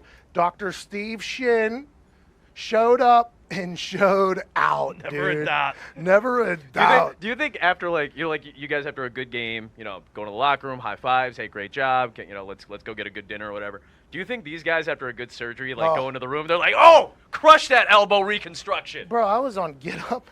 I crushed that Tommy John. A lot of people might have done Tommy John, but ain't nobody do what I just did with that Tommy John. Especially Hey, on don't forget Steve's the king of the Tommy John, right? He knows what he's doing. Hey, Steve Shin, that guy, if you need a thumb, you go to, that's what it was like though. If you need a thumb, you go to him. We were on ESPN Get Up, and I'm sitting there next. By the way, real quick with the black fit, Pretty good, huh? look good, man. That's because I'm so fat right now. I'm surprised I don't just wear all black every day like I'm Johnny Cash. Too hot out, man. You can't. Yeah, down here in the bayou. I mean, I wore gray. That's an aggressive decision. Air's too thick. I'm about to start sweating through this thing. Thank you for that. That means a lot. But I was on Get Up or whatever. Cool show, by the way. Those studio shows at ESPN are just a different animal. By the way, a guy named Jamie Horowitz basically started that whole battle thing. Now he's at the Zone, obviously. But that recipe in there is one that is going to work probably for till the end of time. Here's a take. What do you think? What do you think? Let's move forward. Here's a take. What do you think? What do you think? Let's move forward. And you have like one of the best. You have the Stockton of talk show hosts, Mike Greenberg, in the middle of it, who is just so smooth. I mean, he's just so good. But I was watching the teleprompter as he was reading about the Drew Brees thing, and that Dr. Steve Shin got his name in that teleprompter like 3-4 times. I'm like, what is Steve Shin?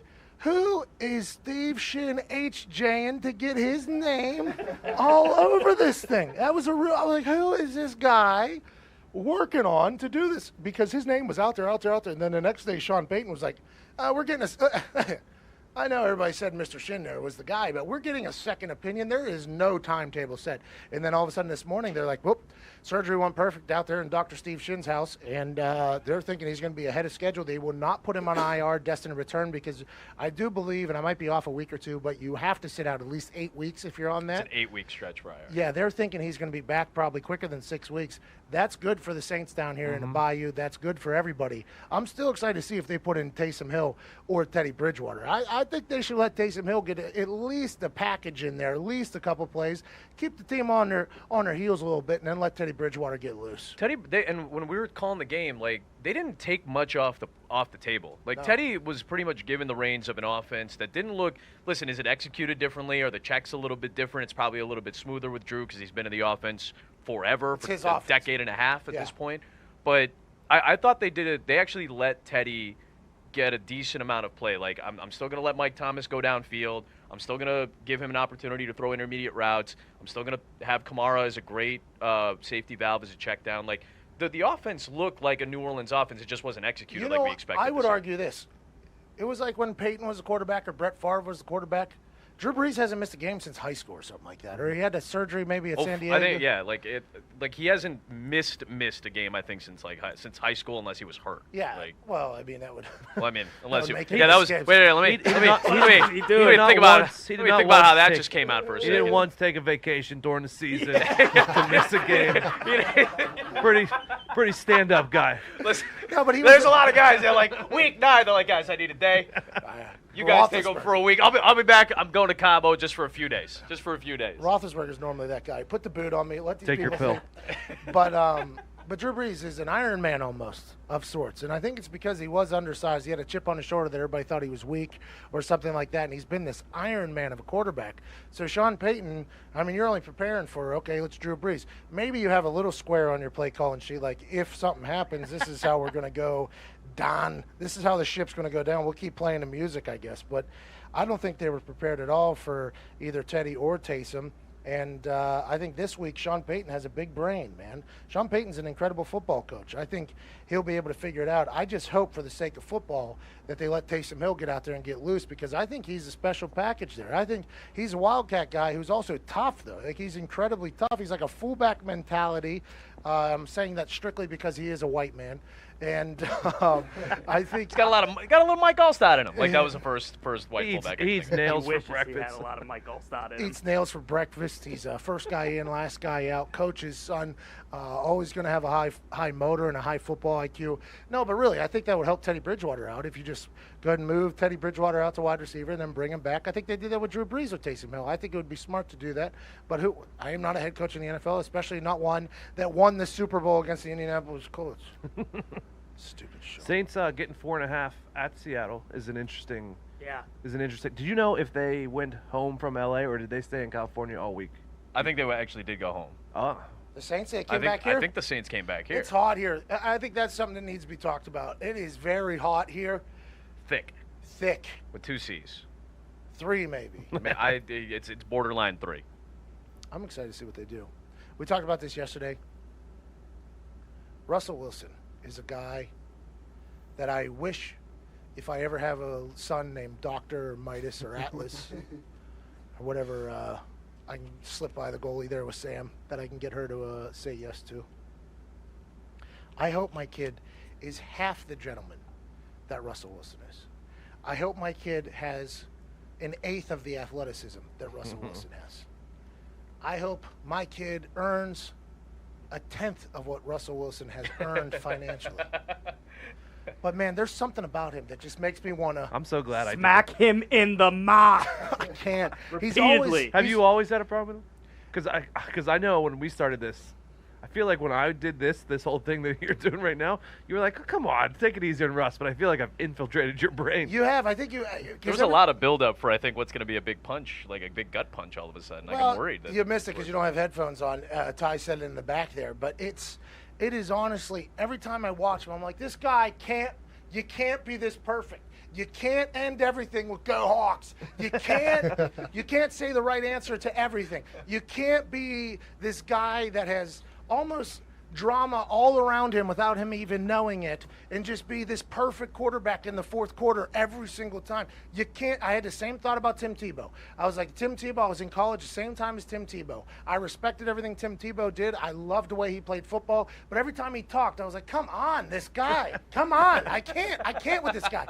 And then you meet him, and he's exactly. Could not be maybe the nicest guy you've ever met. Of all time. And Russell is a very, very similar similar stature in that. Phony. That's you can't hear Ty Schmidt just took a shot at Russell Wilson, but I've never met Russell Wilson. But every time I see him on TV, I'm like, this dude is the perfect human. He can't be. He's a great stepdad all of a sudden. Okay, Future's kid. Future is a bright one with Russell Wilson pulling the strings there. Everything he does is just perfect, and he's great on the football field all of a sudden. That defense was supposed to be the thing that led the Seattle Seahawks to all the success. They get rid of everybody. Earl Thomas is flipping everybody off on the way out, doesn't like the way it happened. Richard Sherman, loud, get out, everything like that. This is your team, Russell. And somehow Russell Wilson has still remained a great football player. And in my eyes, I'm like, there's no way this dude can be like this. I don't understand it. He's going to be the perfect coach later or on TV. It'll be. ESPN will probably hire him. He's one of those guys where it's like he's gonna have a great future regardless of what he decides. Like you always say that about guys. Like he'll be successful in whatever he does. Adam. You got to pay. It's like these guys I enjoy whenever they get broken off hundreds of millions of dollars, and they're like, "You should see how successful he is in business afterwards." It's like, I was like, what does he really need to be? Is he great in business? What, he just bought $30 million in apartments and leases them out? Is that a great businessman? I guess it's smart what he's done, but He was born on third base in the business world. well, There he you wasn't go. born there. He earned there. Earned his way to in, third earned base. his in the leg. business world, I mean. Yeah, but every once in a while, I'll hear these ex-athletes are like, he's an incredible businessman. He bought 200 Chick-fil-A franchises, and they are all doing Yeah, well. It's if like, you and me, listen. By the way, this is what I've always wanted to do because I think that like I've always wanted to own like a franchise because I think it's just a great business Oh, yeah. investment. Like But do you know how much that costs for like that's like $1 million. If you want a McDonald's, Oh. it's like $1 million franchise fee. I've looked into it. Chick-fil-A, you have to work there for at least 1 year. I just didn't have the time. I looked into it. Can you just work at the fryer for a year and then be like, hey, I'm gonna buy this thing? I Like, looked can you into- do that? I looked Can you into- make that jump? I looked into a Dairy Queen. Delicious. I wanted to franchise a Dairy Queen strictly because where I was living didn't have a Dairy Queen, and I wanted Oreo Blizzard extra Oreo, just Anytime you wanted. one particular night. Yeah, this was back when I was young and very dumb, and I was probably on a lot of vitamins. And I started scouring the internet like 2, 3 a.m. about, well, they don't have a Dairy Queen here. Fornicate it. I'll do it myself. I'll buy it. Turns out it is quite a pricey investment. Yeah. And then they say the failure rate pretty high. You have to own like 10 to 15 franchises for you to really make any money. And I'm like, you know what? Wish I played quarterback. Just can't do that at Punter. Just can't do it right now. But the franchise business is one I think a lot of people have experienced a lot of success. I mean, you take somebody else's model, you go ahead and pay for it, and then you just plop it down in a place where they need it. Seems to be Location, right? sound business advice. Now, granted, you still have to be able to motivate your people. You still have to be able to keep everything in line. You still have to have a good account. There is a good business sense. But boy, when I hear about these people who have hundreds of millions of dollars being great business people, Can you believe that this type of investment worked out for that guy? Can you believe that? A stunner in the business world. a stunner in the business world, a stunner that our show is still on the air. You guys are awesome. Thank you, Adam. Hey, that means a lot. We're gonna have a good time tonight, buddy. This is going to sound bad to you and probably all of ESPN that's listening. All week, I got about 7,000 things that happened in my life. I'm just running around with a fire extinguisher. Diggs loves this song. He's dancing. K-pop, baby. By the way, we love the K-pop. This is K-pop. If you're in Korea and you're listening, we love what you guys do with the music. We'll take all of BTS's fans. That'd be great. Subscribe to The Zone. We'd appreciate Use our link. But all week, basically, just run around with a fire extinguisher, right? Oh, this might not happen. Like today, they're like, oh, the radio show's just dropping out every 15 minutes. There's nothing you can do about it. Oh, great. Perfect. I'll just sit here and sit on that. When I get to those football games, it's like a vacation. Oh, absolutely. I'm like, man. We all feel that way. I promise you, we all feel that way. All the work leading up to it, not only, and I'm not even accounting for all the work you guys put into this, but all the work leading up to the game, that's work. This is like, once we get to tonight, that's fun time. That's the time we get to enjoy it. It is so much fun in there. I walked in there, and Matt, I think, is putting a lot more pressure on himself strictly because he's a quarterback and he feels like he has to. Maybe that's a ritual thing. Maybe that's how he kind of gets himself psyched up for all these things that he does. All right, let me beat the hell out of myself mentally. He does, though. I think he relaxed on the last one. I think he'll continue to relax a little bit because I think he feels obligated to make up for me for anything I don't know because he went to bat for me to get in that booth. But once we get rolling in there, I have so much fun. I have Blast, so man. much fun. It's a blast. Yeah, tonight will be a good one. We're gonna have some fun. Rest of today will be a good one, too. We'll give you some locks. Diggs, you got any locks for the people? Today? Not right now, but on the other side. For tonight's games, yeah. Also, 18 quarterbacks are 26 years of age or younger starting this weekend. That's the first time that's happened since the year I was born, 1987. I have a theory on that. I think that number's only going to continue to grow. We'll dive into that. Here's some Korean pop. You're listening to the Pat McAfee Show.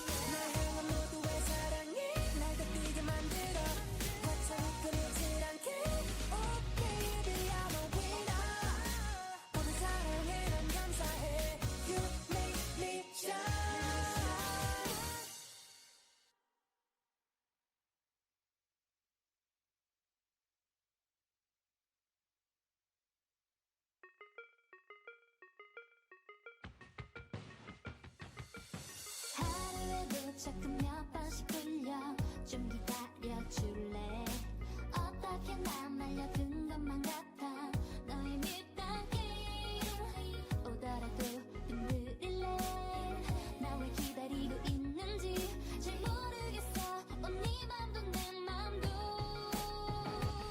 사실 난 매일로 너를 생각해 조금 더 나를 위해 기다려줄 순 없니 It's so good, it's so good 오늘 기분 좋은 날 두근두근 네 맘을 이제는 척할게 Baby It's so good, it's so good 너도 이제 알고 있을까 지게 맘이 보인다면 아직은 놔줄 수 없을 이쯤에서 난 네 맘을 맞춰볼까 커져만 가는 걸 때고 너와 함께일 때면 배가 되는 내 매력 You know I'm right, you know I'm right 맞지 Yeah yeah 조급해하지 내 맘 Oh yeah yeah I'm yours anyway Yeah yeah 날 기다려주겠니 사실 난 매일로 너를 생각해 조금 더 나를 위해 기다려줄 순 없니 It's so good, it's so good 오늘 기분 좋은 날 두근두근 네 맘을 이제는 척할게 Baby It's so good, it's so good 너도 이제 알고 있을까 지게 내 맘이 보인다면 아직은 놔줄 수 없을 So good 짜릿한 우리 kiss So good 이 기분 놓치지 마 So good 너를 원해 노력해 어떻게 Better play the game 매일 모든 순간은 필요해 하지만 아직은 망설여지는 넌 매일 모든 순간을 보고파 서두르지 마 It's so good, it's so good 오늘 기분 좋은 날 두근두근 네 맘을 이제는 척할게 Baby It's so good, it's so good 너도 이제 알고 있을까 지게 내 맘이 보인다면 Hey, show him just sitting in the corner right now. Never avoid a camera this way.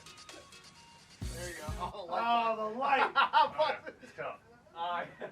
He's like the. Like maneuvering around.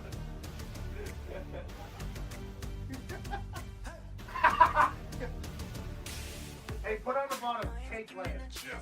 Takes from take land. Yeah. Is this K-pop or K-pop? Basically real or fake, lower third take. Yeah, I love that. Welcome back to the Pat McAfee Show here live on Westwood One and DAZN. We can't thank you enough for listening and watching. That was a little K-pop that you heard there in the background. We have a new segment we'd like to launch right now. We have a kid named Ryan Brumley that is our point guy from DAZN that works for us. He used to work in the hot taking takes world, and every morning he comes in and basically just says like, "Oh, a lot of takes today, a lot of takes today." He loves the take land, and so we are actually going to do a segment now called "Takes from Take Land" with Ryan Brumley. So, Pat, who's got more to prove on Sunday night, Baker Mayfield or Aaron Donald? Oh, great question. Aaron Donald, defensive MVP. Almost So much to prove. so much to prove. Anything else? Who's under more pressure on Sunday, Patrick Mahomes or Lamar Jackson? Oh my gosh, dude. This is like a generator. You basically can like pop in one phrase and then two names and see what it's like a Mad Libs for takes. Hold on. So Brumley, Ryan Brumley. Who is more of the GOAT, Tom Brady or LeBron James? Anything with Jay-Z and Lil Wayne? You got anything there? That's the same. That's the same argument as LeBron and Michael. Who's got the better catalog? No, just in every what? locker room. Oh, just okay. Every gotcha. locker room. It's Michael Jordan, LeBron. Who would you James. rather have for one rap, Jay-Z or Lil Wayne? And that's takes from. You need to throw one pass to win the Super Bowl. Who are you taking? People have made millions So of much dollars. money. So much money. Millions of dollars off of what he just did right there.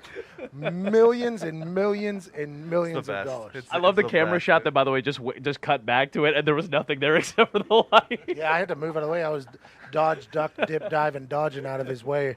Thanks, Timmy. The box truck isn't exactly conducive to getting all the right shots. Before we went to break, I mentioned. By the way, how long were we on before we knew we were on? Like a minute or so, minute and a half. No probably. way. It's a great show. We were just streaming K-pop. Yeah. Pretty I got much. stuck on that page. Couldn't get off.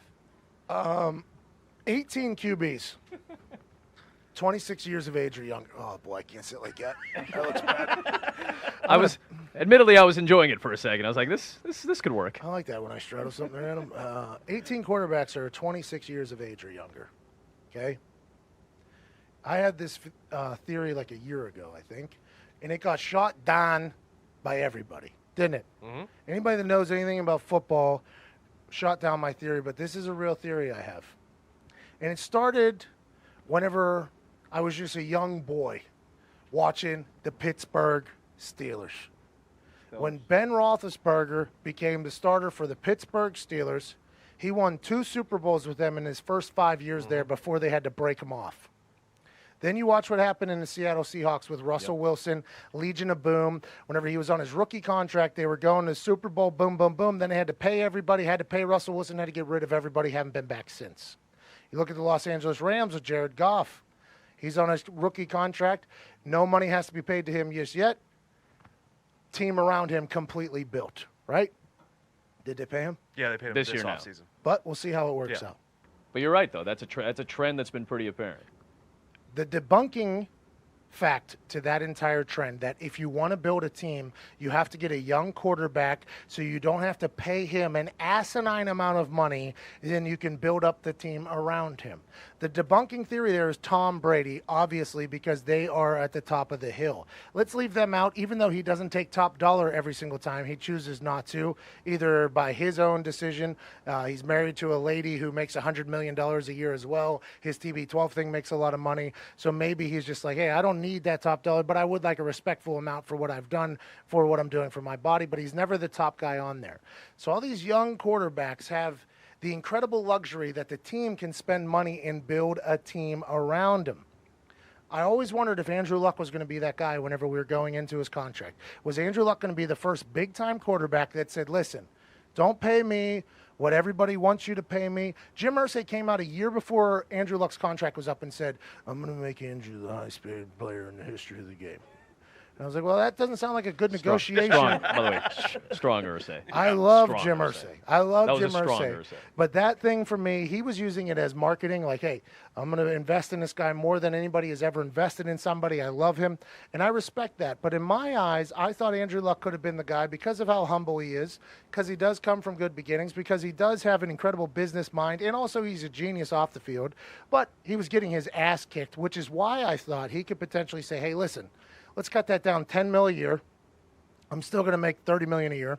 Let's cut that down, and let's go ahead and build up my offensive line. Right. But you have to allocate this money specifically to the offensive line.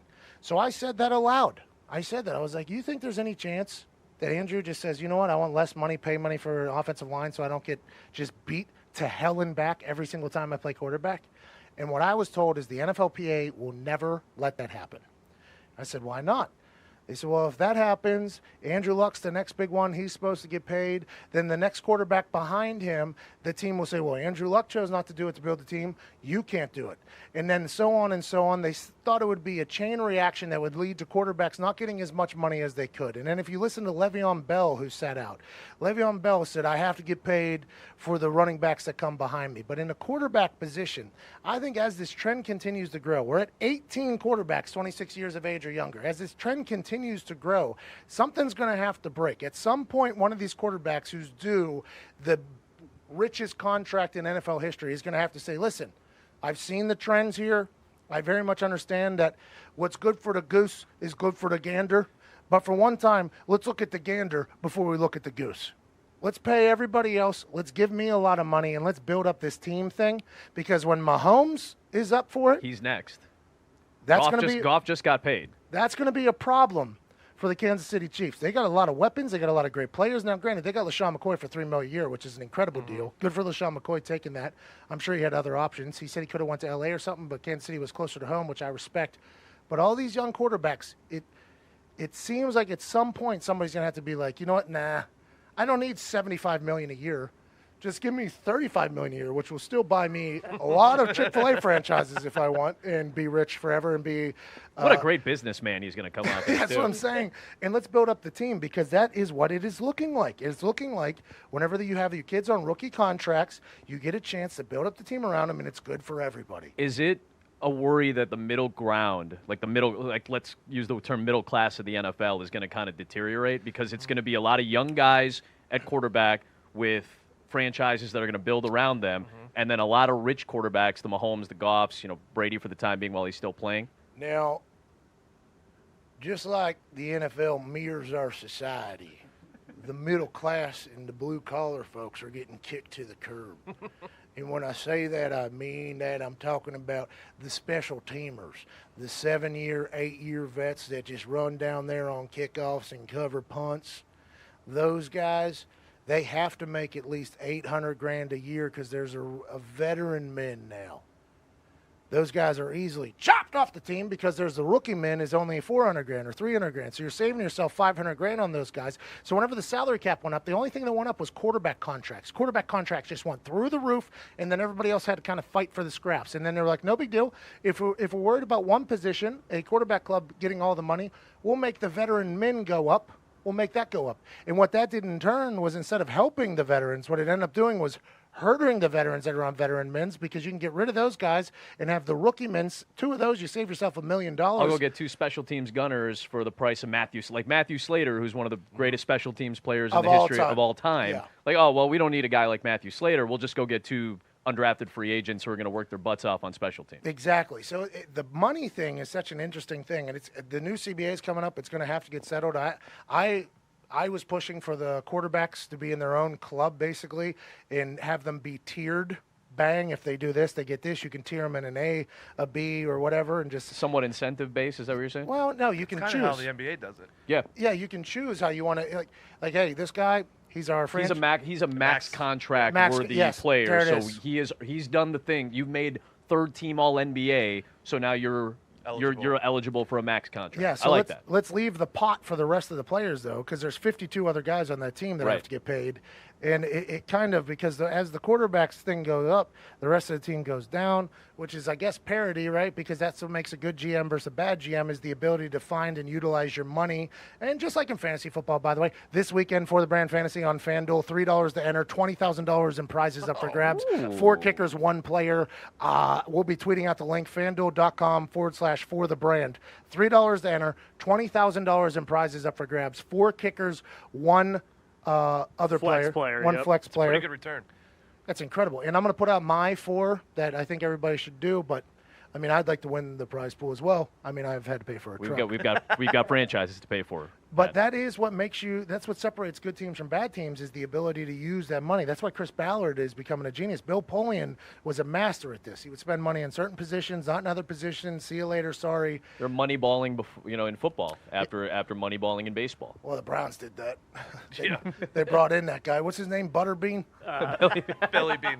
But that's not who. Great right hook for Billy Bean. He had a heck of a right hook for what I remember in those shorts. Hey, Butterbean deserves a little bit more credit, by the way, for what he is in American history. Absolute legend. He's a legend. Fat, bald guy that boxed like Homer Simpson and just went into little armories around the country and just knocked the hell out of people. I liked Butterbean a lot. Is Butterbean still alive? I believe so, yes. Can he still put sentences together? That is a different question. We should have him in the office. I'm going to try to have Butterbean in the office. I'm going to make him fight Zito. I mean, we've got no idea if he's still alive. That is a lot of questionable yeses whenever I asked if he was alive. I hope. I like how we're already making plans for Butterbean. What if he's not alive? I mean, we do this a lot. Hey, by the way, rest in peace if Butterbean is not with us. Hey, listen, we're just covering all bases. We're just covering all bases at this point. Before we get to our last break of the show here, Vito, let's go with a question from the Twitter, hashtag Pat McAfee Show Live. Happy birthday to Goodfellas. It turned... It was born in 1990. It came out in 1990, so what is it, 29. 29. Yikes. Good math, Pat. Not a bad movie. That shot... That solo shot, Going into yeah. the Copacabana Club. Oh, going into the absolutely the the tracking kitchen- shot. yeah, where there's one chef that looks at the camera, and literally in editing they had to decide whether or not they're going to give it a go or not because one Stooge. decided to Sell out. and look right into the camera. So I was thinking about I it love today the too ties. because it's got a Pittsburgh connection too. yes, yeah, It's Pittsburgh. literally called the Pittsburgh connection. Yeah, Pittsburgh's always bad in all these movies. By the way, Well, no. I'm not sure in having a mob connection is a bad thing. yeah, but our The mob Batman connection- movie, Pittsburgh is made out to be a villain because the stadium just crumbles. bro. Batman, it's literally Gotham. Heinz Ward turns around and there's no That Heinz Field that anymore. was not the field's fault. Well, it's a city though. It's Gotham, the worst place on earth, literally. It's full of crime and crazy people. And in Goodfellas, if it wasn't for Pittsburgh, cocaine never gets run up there. He never gets into problems. Doesn't have helicopters chasing him down. Pittsburgh is always painted in a bad light. Not no more. Not no more. Taking Now, it downtown. now that Antonio Brown and Lev Bell are out of town, things are going to start turning It's around. smooth sailing from downtown right now. Zito's in his booth. Zito, you have any questions from the Twitter? Hashtag Pat McAfee Show Live. Yes, I do. NFL UK. I guess they have a UK over or NFL over there. Is it time to admit the Scottish Hammer is the best punter in the NFL? Hey, the kid got Player of the Week, AFC Special Teams Player of the Week. And in the picture they showed of him, he was punting the ball with the laces straight back, which is very interesting to me. The guy doesn't give a single damn. He has absolute cannons. Whenever he learned that he got the Cleveland Browns job over Colquitt, he was hammering pints of beer at a pub. I respect this guy. I was a little bit up in the air because it came out that he popped 4 NFL balls while training. That's obviously a lie. That is an obvious lie. I didn't say anything about it whenever it came out because I wanted him to go get his. He was getting shine. He was getting pub, which is awesome. But after watching him punt, I think there's a chance he maybe popped 2 of those balls. I don't know about 4 of them, but he's a specimen of a man. I'm excited to see what he can do. I like the Scottish Hammer a lot. I like the nickname. I like the way he kicks the ball. I like the way he handles himself, and I think he's going to be a weapon over there in Cleveland for a long time. Tonight, University of Houston, they got a 30-year-old Australia punter. Dane Roy. This is like your It's 4th been every 30-year-old week. punter. We've had We had an Irish this is one our last this is our 3rd game together. We've had 2 of the 3 oldest players in college football. James Stefano at Colorado's 32. He's their kicker, place kicker. The second oldest is Wade Lees, our man from Australia for UCLA. 4 years ago, he was working Labour. And then Dane Roy, who 4 years ago was selling ice cream in Melbourne. Hey, stopped by Steve Irwin's zoo, sold some ice cream, kicked the ball well. Give Hey, him a lads, little ice cream. now I'm over here in Houston, bombing balls for the Cougars. So we've had 2 of the 3 oldest players in college football in our game so The far. last cougar I seen was at Steve Irwin's zoo there. I like the animal. Dana Holgerson told me right to my face that if the California rule happened, where you could get paid by third-party businesses, the punter would probably be the hottest commodity in Houston. He said they love They him. love that guy. They This love him. tonight's going to be his 42nd game at Houston. Like he's been there for a while now, and I love the story on him. He was selling ice cream, goes to the Aussie Football League like final where they have the kick competition, 73-meter torpedo in the A long kick torpedo, by competition. the way, That's 79 yards. Is a standard spiral punt that Gotcha, Ray gotcha, Guy gotcha. basically founded in the NFL. It's called a torpedo over there in Australia. I like that. Does yeah. the spot like the fact that it's a tight like are you looking for a tight spiral to cut through any resistance? I Basically? believe that's what torpedo. The I don't know what accent that was there. That was either British, Irish, or Australian, It's a or good mix. Little mixture of It's a all good three. mix. or all of them. By the way, It's a which great mix. Sounds good. we are an inviting show. Yes. No It's like matter- molasses coming out. It's just nice and smooth. I like it. Savannah. that Down in sounds, Savannah. sounds like you said my words are slow. That's Dallas. No, but the foreign kicker punter thing is awesome in my eyes. Because I'm retired and there's no chance of them taking my job or my scholarship Hey, as let's be honest. a 17-year-old kid going into college. It is very interesting that these 17-year-old American kids for scholarships to these colleges are literally competing against 30-year-olds, grown men who have families and have been through it. But also for the 30-year-olds who have kind of fell out of Aussie rules football, don't really have much going on in Australia, to find a complete rebirth in another country, potentially doing something that can make their family a lot of money. I can't be upset about that. If I was a 17-year-old kid, I would want to go battle against these 30-year-olds. And to be honest, if you look at my film for as a 17-year-old, I probably beat the hell out of these 30-year-olds, but not everybody's going to be able to do that. I think the thing about these Aussie rules football players when they come over, they have such a maturity. They have such an appreciation. They are very grateful for the opportunity. And the thing that football coaches like most about them is they're not going to hit the shanks, right? They might not be able to hit the biggest ball yet because they're just learning how to kick the football, but they're not going to hit the 7-yard punts. They're not going to hit the 10-yard punts that can really cost you games, which, by the way, whenever I was a 19-year-old, 20-year-old, there was a chance at any given time I'm hitting one off the ass of one of my offensive linemen. And that's because I was out of control, probably partying too much. And also I was just young trying to figure out the world. I completely understand why colleges are doing it. I completely understand why some young American kids might be mad about it. But I enjoy watching these Aussies and these Europeans work, man. You're right, too. Then teammates love these Love guys. 'em. Love these guys. They're mature, obviously. I mean, they're in a college locker room. They're on a college campus. But I think the biggest thing is they're just so grateful for the opportunity. In a world where there isn't a lot of gratitude anymore for things, it seems like these guys are very thankful for their opportunity. And Michael Dixon, what he's been able to do is... I call this bowl game, we named him the MVP on the air. Like, we're like, this guy is the MVP of the Texas Bowl when Texas beat Missouri. By the way, Mike Cyphers won the game for the Chargers against the Colts. That's why I got drafted the next year. Mike Dixon won that game for him. I think there was maybe a couple games where I hit long balls, didn't win it, but it definitely helped. If you can win the field position, it's called hidden yardage. Coach Fritz talked about it yesterday for the Tulane Green Wave. Hidden yardage is a big deal. Field position is like the third stat you can look at to decide who won the game. Turnover score is number one, obviously. You have That's a bold analysis, Pat. can't lose and still win games. Bold analysis. By the way, I don't know if bold analysis. By the way, Drew Brees hasn't missed a game other than injury since he got hurt. That was the analysis I had earlier today. So we got to get to a break. I don't mind it though. Now, granted, if my child is a ball kicker and he's age 17 and he didn't kick a ball against a wall his entire childhood like his father did, and maybe it is a close competition against these 30-year-olds coming over from Aussie, and he doesn't get a scholarship because of it, and I'm dead broke because all the franchises I invested in went under, I'm probably going to be heated about it. These grown men are competing against my little Dr. McAfee, my little Midas. So what? My kid didn't work hard enough to get a strong enough leg. So what? It's an interesting scene. Midas McAfee. I love that name.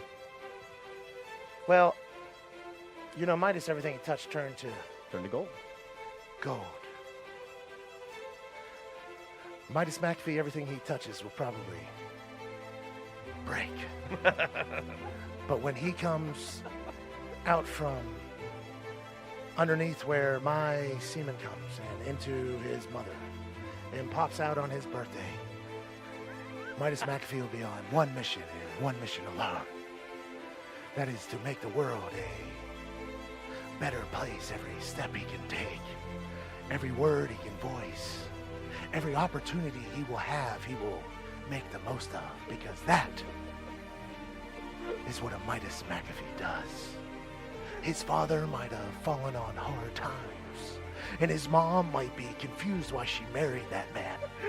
But Midas will do nothing but carry the flag to the top of the mountain. No matter what. No matter what. No matter what. This music is insane. Oh, yeah. Perfect for it. 10:44. You're listening to the Pat McAfee Show.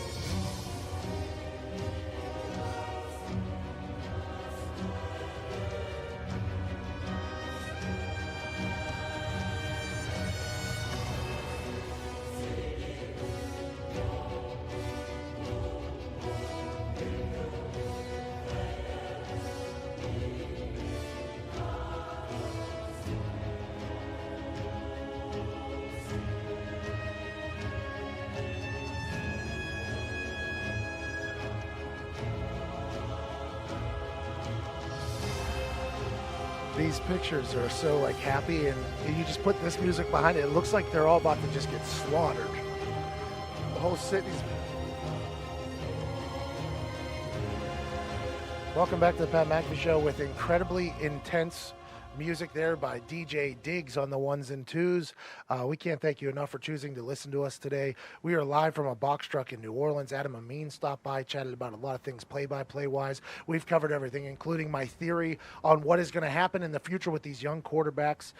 We've taken a couple questions. I think we should take one more here before we get out. Only a few minutes. Diggs, how do you think the show went today? I think it was actually a really, because we do these meetings every morning, and this was probably the morning that we had the least to talk about, but I think it was one of the better shows. I think so too, and I think honestly, when we're just in here letting her rip, things can really come together nicely. Before we get to Zito's last question from the Twitter machine, I would like to send out a nice heartfelt happy birthday to Chase Rice. Chase Rice, absolute gentleman of a man, made our opening song.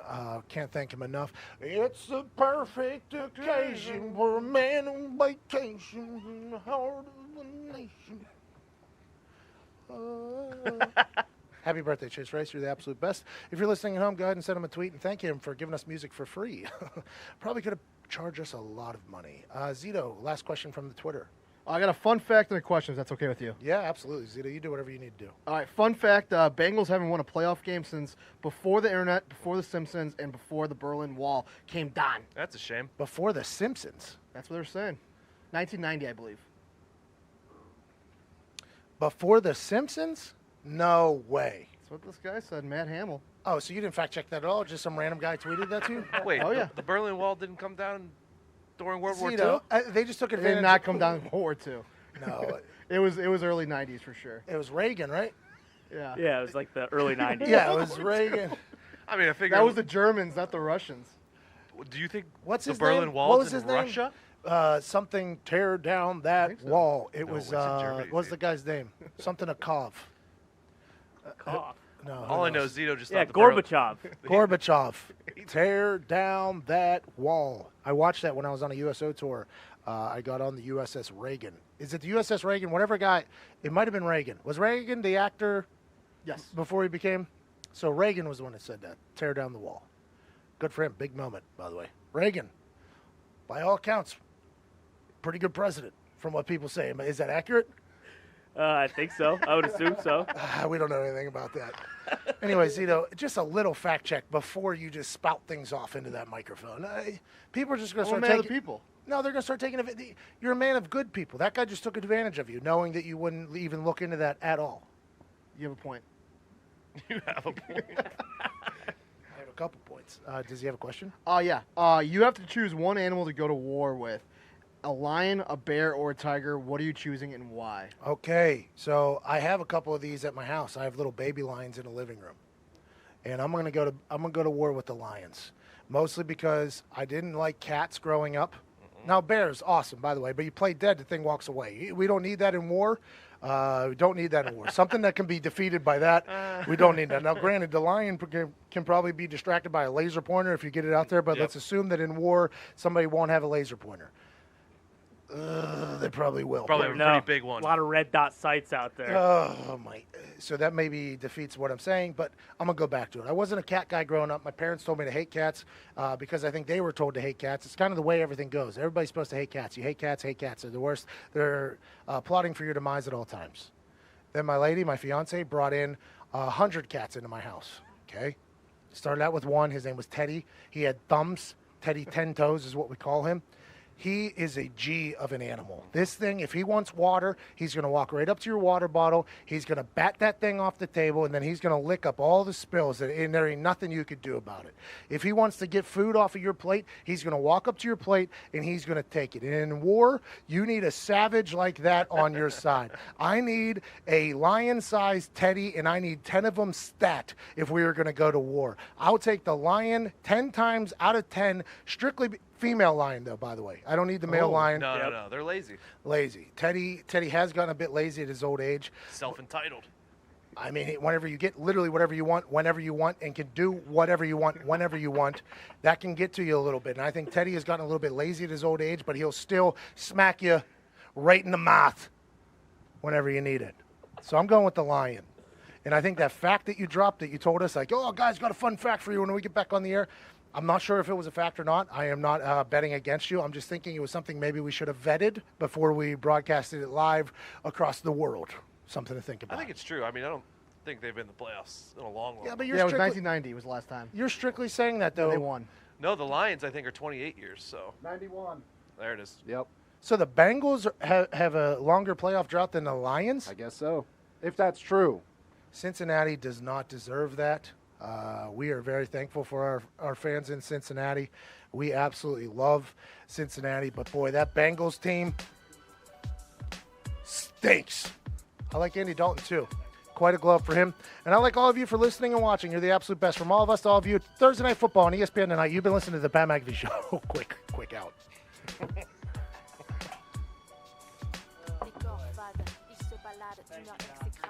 Thank you, Dawn. See you in the Ciao, pros. boys. Yep, sounds good. We'll be back in Indy tomorrow, so it should be business as usual. Adam's good in here, too. That was really good.